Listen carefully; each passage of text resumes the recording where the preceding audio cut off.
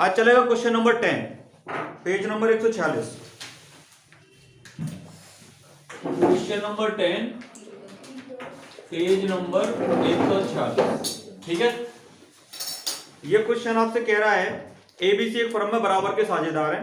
प्रत्येक साझेदार का अलग से क्रमशः 30,000, 25,000 और 40,000 का बीमा करवाया गया। तीनों का अलग अलग बीमा करवाया गया। ठीक है, इसका प्रीमियम फर्म द्वारा चुकाया जाता है। एक की मृत्यु हो गई। किसकी मृत्यु हो गई? एक की। तथा पॉलिसी की राशि बीमा कंपनी से प्राप्त हो गई। बी व सी की पॉलिसियों का समर्पण मूल्य क्रमशः 3,000 और 4,000 रुपए था। आवश्यक जनरल प्रविष्टि करिए। अब देखो, इस क्वेश्चन में आपको कल जब मैंने एंट्री आपको लिखवाई थी तो मैंने आपको बताया था कि बीमा प्रीमियम चुकाने की एंट्री होती है इंश्योरेंस प्रीमियम टू बैंक। साल के एंड में उसको पी&एल में ट्रांसफर करते हैं, पी&एल टू इंश्योरेंस प्रीमियम। ये एंट्री आप तभी कर पाओगे जब क्वेश्चन में आपको प्रीमियम की राशि दे रखी होगी। इस क्वेश्चन में कहीं भी नहीं कह रहा है कि कंपनी फर्म कितना प्रीमियम पे करती है इंश्योरेंस कंपनी को। कहीं कोई क्वेश्चन में इंफॉर्मेशन नहीं है, तो इसका मतलब ये वाली एंट्री आप नहीं कर सकते। अब आप एंट्री कौन सी करोगे? जिस दिन पार्टनर मर गया उस दिन उसकी पॉलिसी का पैसा मिलेगा हमको। पहले कंपनी से मांगेंगे, फिर पैसा हमको मिलेगा, और उस पैसे का क्या होगा? बंटवारा होगा। तो कल मैंने आपको 5 एंट्री करवाई थी, शुरू की 2 तो आप कर ही नहीं सकते, बची 3 एंट्री आपको करनी है। ठीक है, कैसे करेंगे? देखो, जनरल ऑफ फर्म। क्वेश्चन में आपकी कोई डेट भी नहीं है, डेट होती तो डेट डालनी कंपलसरी थी। ठीक है ना, ध्यान रखना।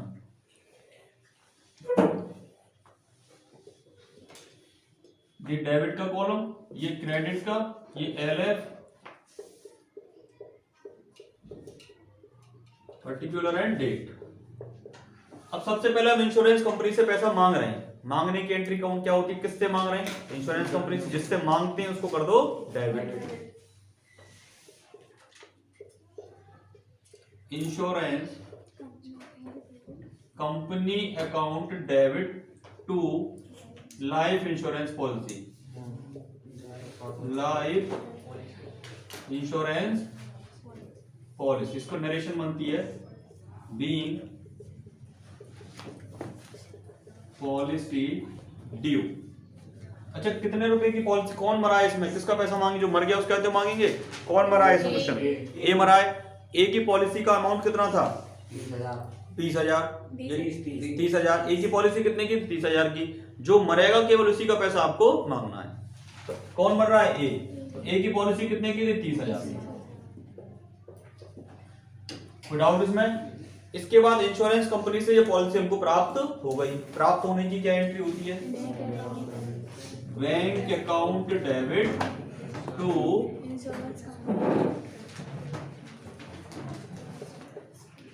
Insurance company account. जितने पैसे हमने मांगे कंपनी ने उतने पैसे हमको दे दिए। विदाउट बीइंग क्लेम रिसीव, हमको पैसा मिल गया। इसके बाद अब पूरे पैसे को हम डिवाइड करेंगे, बांटेंगे सभी पार्टनर में। कैसे बांटते हैं? देखो, एंट्री करते हैं insurance policy of as account debit. A की कितनी थी? 30,000। ठीक है, इंश्योरेंस पॉलिसी किसकी थी? यहां लिख ले रहे हैं insurance policy of as account. यही तो मरा था। इसके बाद बी और सी की पॉलिसी का क्या? बी और सी मरे तो है नहीं है, तो उनकी पॉलिसी का कौन सा मूल्य लेना है हमको? समर्पण मूल्य लेना है। कौन सा लेना है? जो मर जाएगा उसका पूरा मूल्य लेना है, और जो बच जाएगा उसका वो मूल्य लेना है जो क्वेश्चन में दे रखा है, उसको तो समर्पण मूल्य। ठीक है, देखो, insurance policy of B account. B का समर्पण मूल्य कितना है? 3,000। Insurance policy of C's account कितने रुपए का है? 6,000। टोटल कितना हो गया? 3 और 39,000। कौन कौन ले लेगा इसको? टोटल 39,000 को कौन ले लेगा? ए बी सी तीनों बांट लेंगे। किस रेशो में? जो इनका अनुपात होगा। अनुपात कितना है? बराबर 2 एज कैपिटल 2 और 2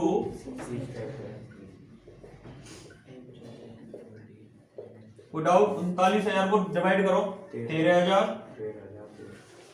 13,000 और 13। कोई दिक्कत इसमें? क्लियर है? ये आपकी जनरल एंट्री होती है। ठीक है, नोट करो। अब चलेगा ऐसे टाइप का क्वेश्चन, आंकिक प्रश्न है यहाँ पे। क्वेश्चन नंबर फर्स्ट बिल्कुल सेम वही क्वेश्चन है जो चैप्टर नंबर 2 में हमने पढ़ा था, कोई भी अंतर इसमें नहीं है। देखो भाई, XYZ एक फर्म में साझेदार थे और लाभ को 1/2, 1/3 और 1/6 के अनुपात में बांटते थे। मैंने आपको बताया था पहले भी, अगर आप लाभों को अनुपात आपको दे रखा है और हर उसका अलग अलग है तो हर को क्या कर लेंगे? बराबर कर लेंगे। ठीक है, पहले हर को बराबर कर लो।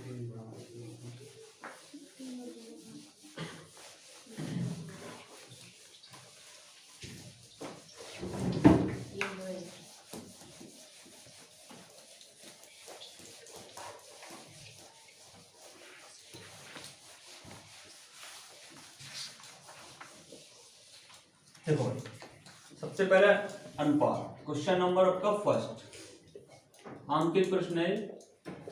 अनुपात हमारा दे रखा है क्वेश्चन में आपको 1/2, 1/3 और 1/6। ए अनुपात बी अनुपात सी, 1/2 अनुपात 1/3 अनुपात 1/6। क्लियर है भाई? इसका एलसीएम ले लो, कितना आएगा? 6 आएगा। देखो एलसीएम ले लिया मैंने 6, तो 2 3 6, 3 दूनी 6 और 6 कम 6, तो अनुपात क्या आ गया? 3:2:1। अब ये हमारा लाभ हानि अनुपात है। इसके बाद हमको क्वेश्चन में बनाना है रिवैल्यूएशन अकाउंट। अच्छा, रिवैल्यूएशन अकाउंट के लिए कभी कभी क्वेश्चन में कह देता है कि साहब आप बनाइए लाभ हानि समायोजन खाता, तो इसमें कंफ्यूज मत होना, वो रिवैल्यूएशन अकाउंट ही है। ठीक है भाई? तो पहले नंबर पे हम बना रहे हैं revaluation account. Revaluation account, question में कोई डेट है क्या? बैलेंस शीट की कोई भी डेट है? 31 दिसंबर 2016। As on 31 December 2016।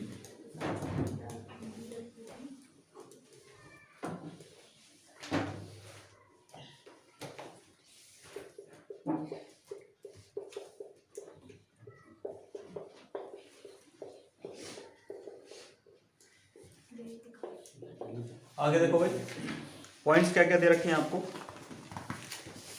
उपरोक्त तिथि को बाई निम्नलिखित शर्तों पर फर्म से अवकाश ग्रहण करता है।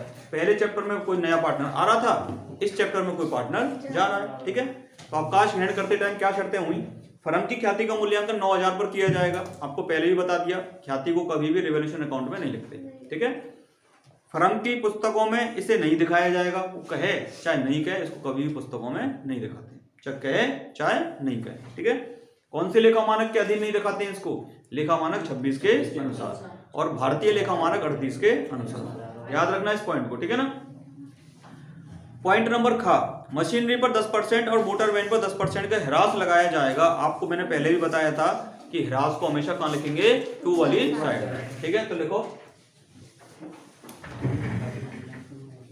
2 डेप्रिसिएशन ऑन वैन। वैन पर कितने परसेंट का ह्रास लगाना है हमको?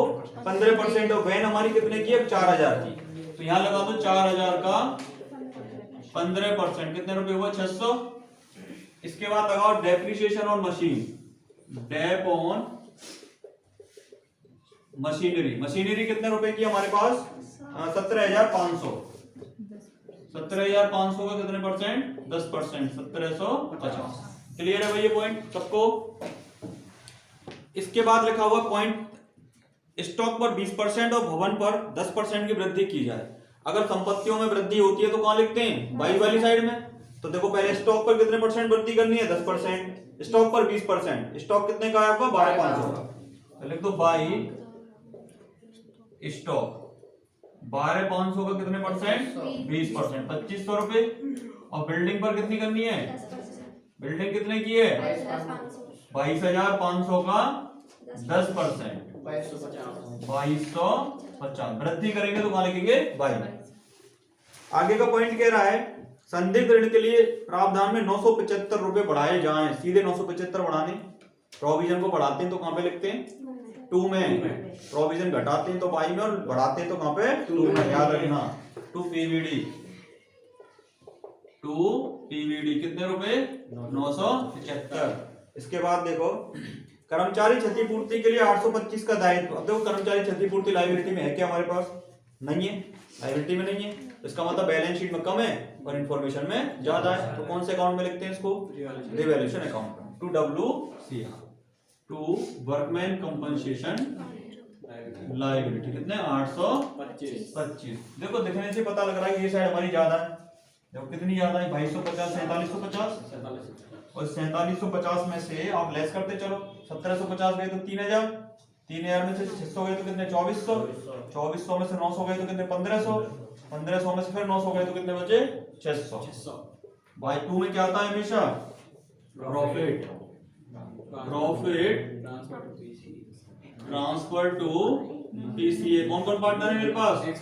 XYZ, ABC, XYZ है, XYZ है यार, XYZ। पार्टनर्स के नाम ABC नहीं है, पार्टनर्स के नाम है XYZ। क्वेश्चन नंबर है, पार्टनर्स के नाम है XYZ, तो X Y और Z। अनुपात निकाल दिया मैंने, कहा 3 2 1, 300 इसका, 200 इसका और 100 इसका। इस तरह से हमारा बन गया रिवैल्यूएशन अकाउंट। कोई अंतर नहीं है, पहले चैप्टर का भी ऐसे बनाते हैं, दूसरे का भी ऐसे बनाते हैं, कोई अंतर इसमें नहीं। नोट करो इसको। अब चलेगा हमारा पार्टनर्स कैपिटल अकाउंट। देखो 203 फॉर्मेट सब बच्चे बना लो और हैंड टू हैंड नोट करते चला करो, ठीक है ना?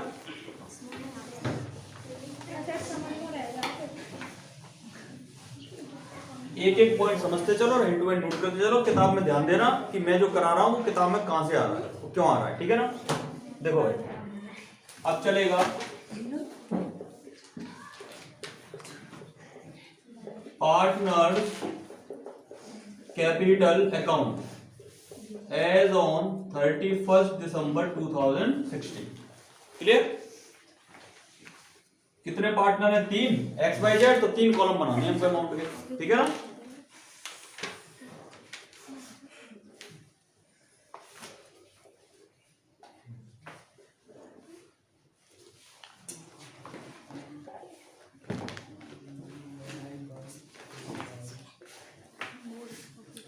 ठीक भाई, देखते चलो।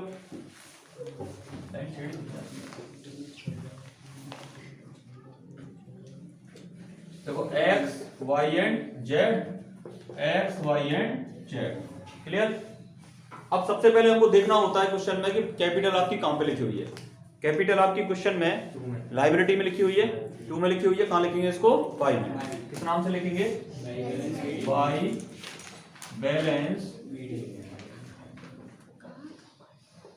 By balance BD। आपकी कैपिटल लिखी हुई है क्वेश्चन में 20,000, 15,000 और 12,500। 20,000, 15,000 और 12,000। पहला पॉइंट क्लियर है, कहां से आती है? कोई डाउट किसी को इसमें? क्या बैलेंस BD तो आप लिख दोगे बड़े आराम से। अच्छा, इसके बाद हम सबसे पहले देखेंगे रिजर्व फंड। तो कोई नहीं है आपका, रिजर्व फंड दे रखा है 6,000 का, और बैलेंस शीट के रिजर्व फंड को हम किस अनुपात में डिवाइड करते हैं? पुराने वाले अनुपात में, ठीक है? बाई रिजर्व फंड 3,000 इसका, 2,000 इसका, 1,000 इसका, डिवाइड कर दिया। इसके बाद फिर देखो कुछ और है क्या? पेबल को लिखते नहीं है, क्रेडिटर को लिखते नहीं है। एसेट में कुछ है क्या बांटने के लिए? कुछ भी नहीं है। अब आ जाओ अब इन्फॉर्मेशन में। सबसे पहले हमने बनाया था रिवैल्यूएशन अकाउंट। रिवैल्यूएशन का आंसर आया था 2 में। अब हम कहां लिखेंगे इसको? बाई में। क्लियर है सबको? देखो देखो बाई रिवैल्यूएशन, इसका 300, इसका 200, इसका 100। Good out. अब हम देखेंगे कि गुडविल के बारे में क्या कह रहा है वो। देखिए गुडविल के लिए क्या कह रहा है, अलग से नोट बना लेते हैं इसका। देखो आप हमेशा इस चैप्टर के लिए गुडविल का एक नोट बनाओगे, उसकी एक जर्नल एंट्री करोगे, उसकी लेजर बनाओगे, नहीं तो आप भूल जाओगे इस एंट्री को, ठीक है ना? तो देखो कौन रिटायर हो रहा है इसमें? वाई। तो सबसे पहले देखो क्वेश्चन में फर्म की गुडविल दे रखी है। किसकी गुडविल? फर्म की गुडविल। फर्म की गुडविल आपको क्वेश्चन में दे रखी है, मूल्यांकन कितने पर किया गया? 9,000। अभी तो पूरी फर्म की है, हमें किसका हिस्सा निकालना है? वाई का। तो वाई की गुडविल निकाल लो। वाई की गुडविल अनुपात हमारा कितना आया था? 3:1। तो हम निकाल सकते हैं 9,000 इंटू वाई का कितना? 2/6, कितना आ गया? 3,000। कोई डाउट? अब वाई कितने रुपए देगा? 3000। 3000। इसका क्या फायदे का अनुपात, गेनिंग रेशियो किस किस का आएगा? एक्स का और जेड का। वाई तो गया। अब जब वाई गया हमारे यहां से, तो वाई का हिस्सा किसने लिया? ये कोई सूचना हमारे क्वेश्चन में है क्या? कोई इंफॉर्मेशन नहीं, क्वेश्चन बिल्कुल साइलेंट है। तो कुछ नहीं होता, तो अनुपात में से पहला अनुपात कितना था हमारा? 3 2 1, 2 को हटा दो, कितना बचा? 3 जो चला गया उसको हटा दो। ये क्या हो गया? फायदे का अनुपात। तो ये 9000 को कौन डिवाइड करेगा फायदे के अनुपात में? 3 अनुपात 1, एक्स और जेड। तो गुडविल किसको मिलेगी? वाई को। क्लियर? किसको मिलेगी? वाई को। जब वाई को गुडविल मिलेगी तो मैंने आपको बता रखा है क्वेश्चन में, जो रिमेनिंग पार्टनर होते हैं उनको डेबिट कर दो और जो रिटायरिंग पार्टनर है उसको क्रेडिट कर दो। तो देखो क्या एंट्री करेंगे हम? X Y to Z, sorry X Z to Y, ये एंट्री करेंगे। ठीक है, ये डेबिट, ये डेबिट। अब देखो इसको तो मिलेगा, वाई को तो कितना मिलेगा? 3000 मिलेगा, इसको जो फ्री है 3000 लेके। अब वाई को जो 3000 मिलेगा देगा कौन? एक्स और जेड। इसको एक्स और 3 अनुपात 1 में डिवाइड कर दो, 2250 और 750। डाउट। अब मैं इसकी बनाता हूँ लेजर। क्या बनाता हूँ? लेजर। अब देखो एक्स की लेजर बनाओगे, एक्स क्या हुआ पड़ा है? डेबिट। क्या हुआ पड़ा है? डेबिट। तो कहां लिखूंगा? डेबिट में। क्या लिखूंगा? क्रेडिट वाली चीज। क्रेडिट में क्या है? 2y capital. किसकी लेजर बनाओ? एक्स की। एक्स के कॉलम में लिखो 2250। फिर आउट। इस तरह से फिर जेड की लेजर बनाओ। जेड भी क्या हुआ पड़ा है? डेबिट। तो मैं कहां लिखूंगा? 2 में लिखूंगा। क्या लिखूंगा? 2y capital. तो 2y कैपिटल तो पहले से लिखा हुआ है, तो जेड के कॉलम में कितना लिख दूंगा मैं? 750। कुल मिला के बेसिक सी बात याद रखना, गुडविल को हमेशा 2 में लिखा जाता है। किसके नाम से? रिटायरिंग पार्टनर के नाम से। किस अनुपात में? फायदे के अनुपात में। 3000 की गुडविल को मैंने वाई के नाम से लिख दिया, एक्स और जेड के कॉलम में किस अनुपात में? फायदे के अनुपात में। फिक्स है, याद रख लेना चाहिए। ये दोनों साइड होती है, जैसे कैश बुक में कॉन्ट्रा एंट्री पढ़ते हैं ना, दोनों साइड होती है। ये एंट्री भी क्या होती है? दोनों साइड होती है। अब देखो इस कॉलम में इसको कौन खाली छूट गया? वाई खाली छूट गया। अब देखो यहां लिखो एक्स और यहां लिखो वाई जेड। ठीक है, एक्स के कॉलम में, वाई के कॉलम में लिखना है। यहाँ एक्स लिख दिया और जेड लिख दिया ना, बच कौन गया? वाई। तो वाई के कॉलम में लिख दो, इसका 2250, इसका 750। बात आगे समझ में? दोबारा समझ लेना, यही पॉइंट है, इसमें यही मिस्टेक हो सकती है आपसे। मैंने आपको बता रखा, पहले ही बताया था पिछले चैप्टर में, कि अगर किसी पार्टनर का त्याग हो रहा है, इस चैप्टर के लिए आपको याद रखना, जो पार्टनर रिटायर हो रहा है या जो मर रहा है, उसकी गुडविल को हमेशा कहां लिखना? बाई वाली साइड में। किस अनुपात में लिखना है? फायदे के अनुपात में। और किस किस का नाम लिखना है? आपको लिखना जिन लोगों का फायदा हो रहा है उनका नाम लिखना, मतलब रिमेनिंग पार्टनर्स का। रिमेनिंग पार्टनर मतलब जो पार्टनर बच गए, जो रिटायर नहीं हुए। इस चैप्टर में, इस क्वेश्चन में आपके एक्स वाई जेड 3 पार्टनर थे और वाई हो गया रिटायर, तो बचा कौन? एक्स और जेड। यहाँ लिखोगे आप वाई एक्स कैपिटल और वाई जेड कैपिटल, लिख दिया। इसके बाद यहाँ पूरे कितनी गुडविल आई थी? 3000। इसको एक्स के और वाई के जेड के, एक्स के और जेड के रेशियो में डिवाइड कर दो, 2250 और 750। क्लियर है? इसको उल्टा करके यहाँ लिख दो। अब यहाँ पे किसके कॉलम में पैसा लिखा मैंने? वाई के कॉलम में। तो यहाँ पे आप लिख देना वाई कैपिटल, एक्स के नाम के 2250 और जेड के नाम के 750। क्लियर? 4-5 क्वेश्चन, 2-4 क्वेश्चन अपने हाथों से आप कर लोगे ना, तो ये चीज आपको याद हो जाएगी। केवल यही एक पॉइंट अलग है इस चैप्टर के लिए। बस समझ में आ गई? क्लियर है? दोबारा से करना, कॉपी पे नोट करना है, इसको बिना देखे क्वेश्चन करना, नहीं होता है तो दोबारा से करना पड़ेगा। ठीक है? अब देखो कैलकुलेशन करो, या आप लोगों से लेजर बनाने आती है तो देखो वाई की लेजर बनाओगे तो क्या होगा? वाई क्रेडिट हुआ पड़ा है, कहां लिखोगे? क्रेडिट में। क्या लिखो? वाई एक्स कैपिटल और वाई जेड कैपिटल। पैसा किसके कॉलम में लिखोगे? वाई के कॉलम। क्लियर? लेजर बनानी आती है तो बहुत आसान है, नहीं आती है तो थोड़ा याद करना पड़ेगा। ठीक है? टोटल लगाओ 20 और 3 हो गया 23,300। इसका 15 और 2 17 और 2 17 से 20 20,200। इसका कितना होगा? 13,600। क्लियर? अब यहां पर आपको लिखना है टू बैलेंस सीडी। देखिए बैलेंस सीडी लिखने का तरीका ही बताते, समझ लो आप। 23,300, 20,200 और 13,000। रिटायर कौन हो रहा है? बाई रिटायर हो रहा है, तो बाई का बैलेंस शीट नहीं लिखा जाएगा। जो रिटायर होता है उसका बैलेंस शीट नहीं लिखा जाता। तो देखो 23,300 में से 2250 घटा दो, कितना बचा? 21,050। इसका बैलेंस शीट नहीं आएगा। जो रिटायर हो जाएगा या मर जाएगा उसका बैलेंस शीट नहीं आएगा, खाता बंद उसका। ठीक है ना? 13,600 में से 750 घटा दो, कितना बचा? 12,850। कोई डाउट इसमें? 12,850। अब वाई जो रिटायर हो रहा है उसका क्या होगा, वो अपना पैसा ले लेगा और फर्म से वापस चला जाएगा। तो ये रिटायरिंग इसके नाम से क्या लिखेंगे, टू कैश अकाउंट। कितना पैसा हो रहा है इसका, 20,200। बात समझ आ गई भाई। जो रिटायर हो रहा है बैलेंस शीट उस आदमी का नहीं होता है जो फर्म से चला जाता है। जो रिटायर होगा या जो मर जाएगा उसका बैलेंस शीट नहीं लिखेंगे, तो क्या लिखेंगे उसका, या तो कैश लिखेंगे या तो लोन लिखेंगे। क्लियर। क्वेश्चन में क्या कह रहा है आपसे, कुछ कह रहा है क्या, क्या लिखना है आपके क्वेश्चन में, कुछ नहीं कह रहा तो हम इसको क्या लिखेंगे, कैश लिखेंगे। उसका पूरा पैसा हमने दे दिया और फर्म से रिटायर कर दिया। बात आ गई समझ में, क्लियर है। कोई डाउट इसमें, नोट करो इसको। इस क्वेश्चन में थोड़ी हमने मिस्टेक कर दी, ध्यान नहीं दे पाए। इस क्वेश्चन में नया अनुपात दे रखा है आपको, नया अनुपात दे रखा 3:2। तो इसका मतलब ये हुआ कि आपका फायदे का अनुपात आपको निकालना पड़ेगा। नया अनुपात दे रखा होता है तो देखो, गेनिंग रेशियो का फॉर्मूला होता है new ratio minus old ratio. तो x का न्यू रेशियो 3:2 दे रखा है आपको, ठीक है ना। तो ये हो गया 3/5 और ओल्ड रेशियो कितना था इसका, 3/6। क्रॉस मल्टीप्लाई कर दो, 18 माइनस 15/30, ये हो गया आपको 3/30। इसी तरह से जेड का निकाल लो। जेड का पुराना अनुपात कितना था, 1/5 और नया अनुपात कितना है, 2/6। 6 कम 6, न्यू माइनस ओल्ड है। अच्छा न्यू माइनस ओल्ड, ठीक है। न्यू माइनस ओल्ड है, न्यू कितना है इसका, 2/5 और नया पुराना कितना था, 1/6। ये तो नहीं 12 माइनस 5/30 कितना हो गया इसका, 7/30। इस तरह से गेनिंग जो रेशियो हुआ एक्स रेशियो जेड का, एक्स का 3 और जेड का 7। क्लियर। तो अपन लोग डिवाइड करेंगे इसको 3000 को किस अनुपात में करेंगे, 3:7 में। तो करो 3:7 में, तो x का तो आ जाएगा आपका 3:7 में करेंगे, x का तो आ जाएगा 900 रुपए और z का कितना आ जाएगा 2100 रुपए। यही था, ठीक है। इसी तरह से यहाँ लिखो, x के में तो लिखो आप 900 रुपए और इसके में लिखो 2100 रुपए, ठीक है। ऐसे यहाँ x के में तो आप लिखो 900 रुपए और इसके में लिखो 2100 रुपए। तो देखो कैलकुलेशन कर लो, 23,000 में से 900 गए तो कितने बचे, ये 22,400, ठीक है। ऐसे इसका तो सेम आएगा, इसका कर लो 13,600 में से 2100 गए तो कितना बचा, 10,500, 10,500, 11,500। क्लियर हो गया, सही। ऐसे करना, ठीक है ना, वो भी तो पढ़े, ठीक है।